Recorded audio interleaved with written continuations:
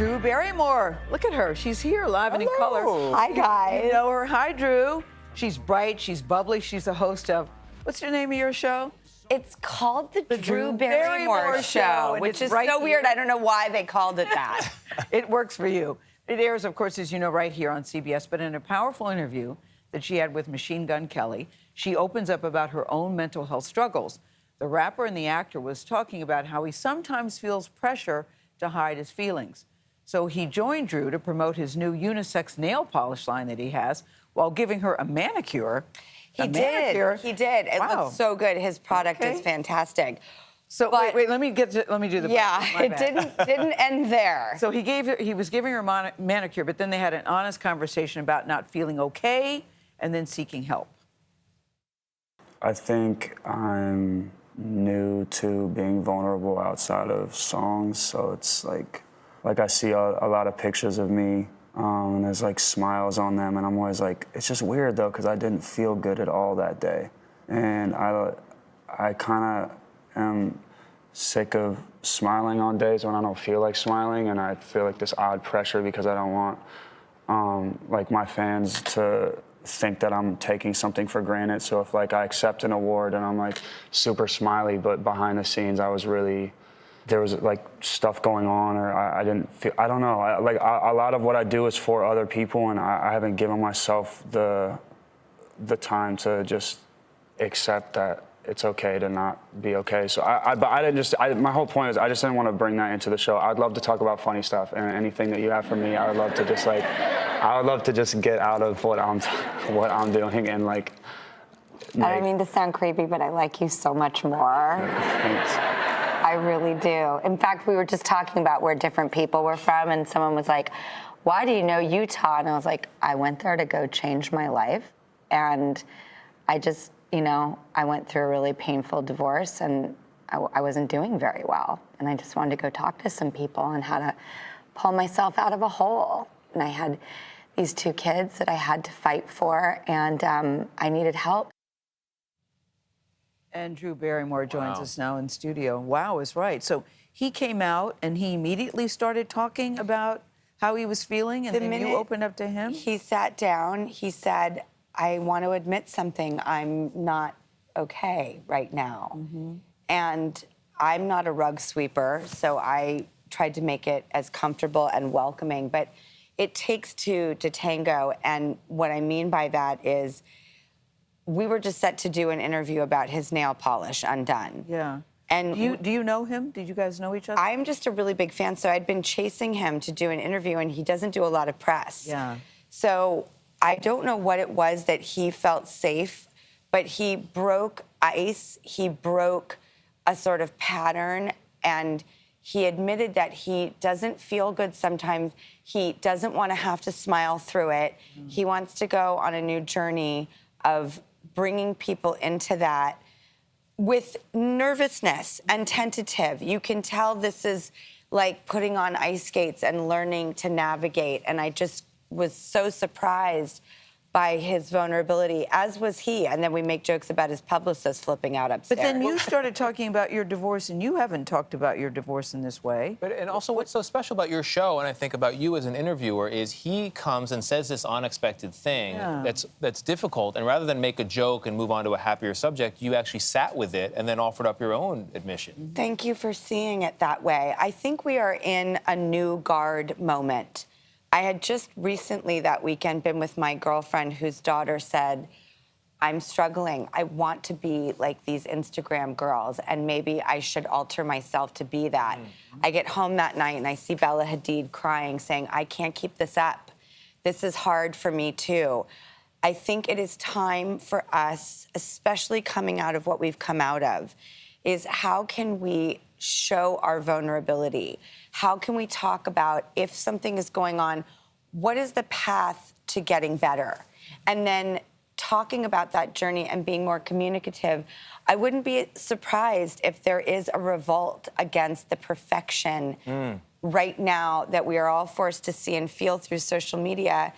Instagram is having a soul search of its own. How do they approach teenage girls? We're in an impasse and a crux of a moment where I think talking about how we figure ourselves out, how we fix ourselves, Yes. Yeah. takes a journey, solutions, and most people do it in private. And I've been very private about a lot of my struggles. What did you share, Drew, about this? I shared, this. I'm going to say something for the first time in a long time. I have not had a drink of alcohol in 2.5 years. And it was something that I realized just did not serve me in my life. And when you are stuck in a pattern, or if you are going through things and you not only admit them out loud, but you force yourself to say, I'm willing to make big changes. I think we all think we're very weak when we don't make those changes. That inner dialogue proves to us, you're not capable of change. You are weak, you're staying stuck. And when you break that cycle, the empowerment that comes out of it that says, I'm not weak, I'm actually strong, I've proven to myself that I am capable of change. And I believe people are capable of big changes. Drew, what is the biggest difference between the Drew that would casually drink and the Drew that is practicing sobriety? And it's finally, I love this quote, insecurity is loud, confidence is quiet.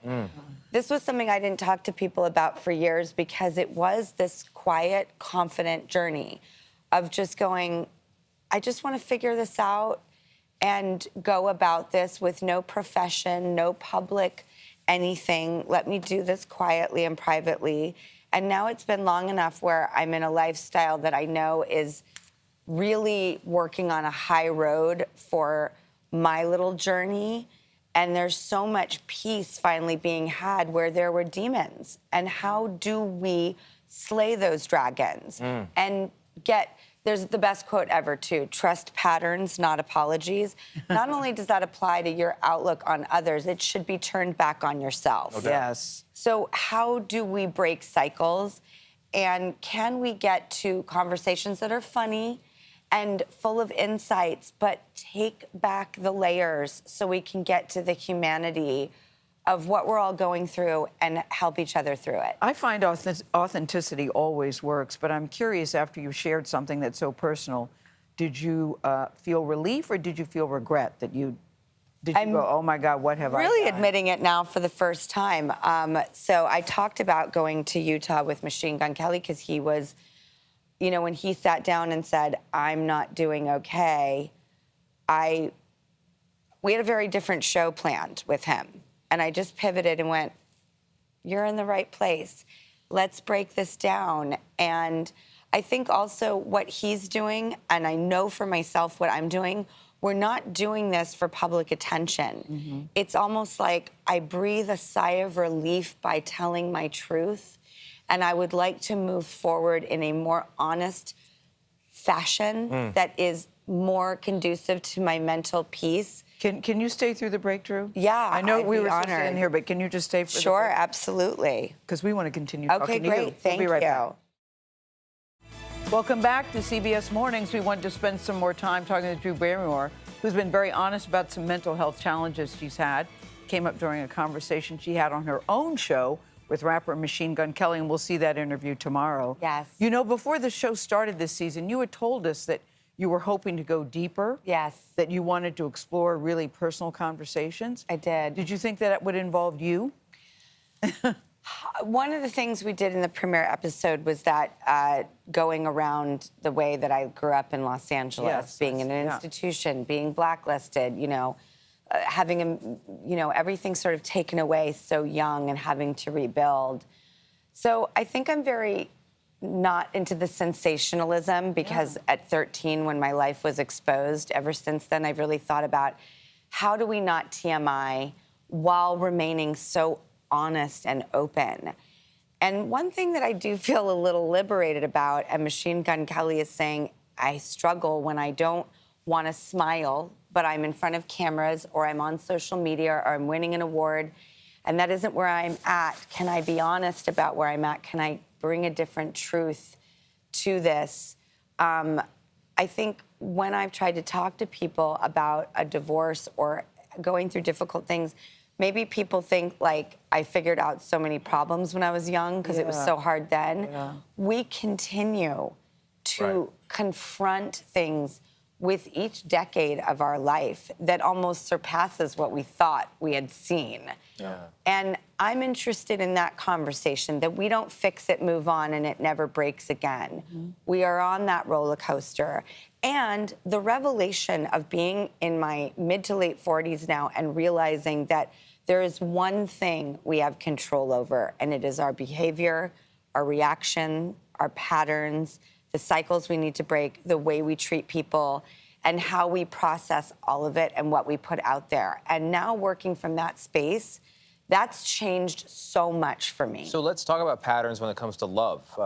Preparing to talk to you today, I saw that about a year ago at this time, talking about relationships, you said you were as afraid to fall in love again as you would be to not find love again. Yeah. Explain that. Do you still feel that way? Well, I think, when you think it may never happen again, who is inspired by that? I'm an absolute romantic, but I'm also a real pragmatist. And what I have learned is so empowering to know that I could spot something now very quickly, whereas I think a lot of us go through a very long period before we can really discover our strengths and truth and what we're willing to accept and how our behavior affects others. I don't care in any relationship. It just wasn't all one person's fault. It's probably what is your part in it? What is it that is a trigger for you? What is it you can conduct yourself differently in the future? How can you choose differently? All of that kind of, like, maturity and growing up is not bad. Yeah. It's kind of not overrated. It's really exciting to go through each It's day not of bad at life all. smarter than the last, because you can live a better, fuller life. And if you have fears, why are those fears there? What are they actually about? Don't be crumbled by them. Be pragmatic in your approach of, this is what I'm not looking for. This is maybe what I am open to. Speaking of fears, I do think, as a final note on Machine Gun Kelly, I think it matters that a man is coming forward and saying, I'm not okay, because it's not always been the case that men feel comfortable doing so. And for a guy like him to do it, I think it's a good example. And he has this wonderful love with this wonderful woman, and she says this thing that I will leave all romantics with. Okay, leave it. Which is when he said, when he really met her and was falling for her, he said, I feel lost. And she looked to him and said, then let's find you. Oh, all right, Megan So, Fox, I like it. good All right, for Drew, that's her. tomorrow. Thank you so much for coming, and being thank you here. so much for staying. Thank you We will so much continue the for love always having conversation. me. We'll continue that love conversation. You know, Always, my Gayle. favorite topic. And you're coming on to do Oprah's Favorite Things also on the show. Yes. Which I'm very excited about. Yes. You can watch more of her interview with Machine Gun Kelly on The Drew Barrymore Show. That's tomorrow.